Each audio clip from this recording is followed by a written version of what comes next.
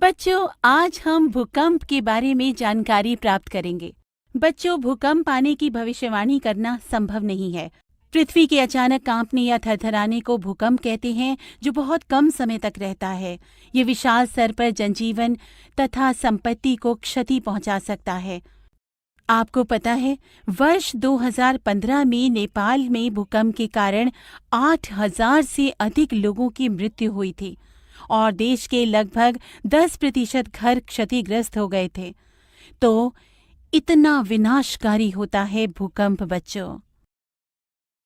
भवनों को क्षति पहुंचाने के अतिरिक्त भूकंप द्वारा भूस्खलन, बाढ़ तथा सुनामी भी आ सकते हैं। 26 दिसंबर 2004 को हिंद महासागर में एक विशाल सुनामी आया था, जिससे लगभग 2,27,898 लोगों की मृत्यु हुई थी। कभी सोचा है आपने बच्चों कि इस भयानक प्राकृतिक आपदा का कारण क्या है? व्यापक तौर पर ये पृथ्वी के भूपर्पटी के भीतर गहराई में गड़बड़ के कारण उत्पन्न होता है। जैसे आप जानते हैं, भूपर्पटी पृथ्वी की सबसे ऊपरी सतह है और ये परत एक खंड में नहीं है, ये टुकड़ों में विभाजित है और प्रत्येक टुकड़े को प्लेट कहते हैं।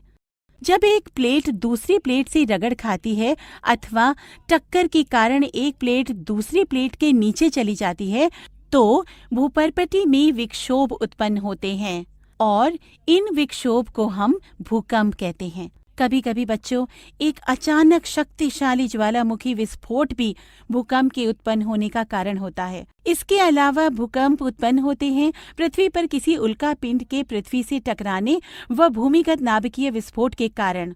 पर अधिकांश भूकंप पृथ्वी की प्लेटों की गतियों के कारण आते हैं।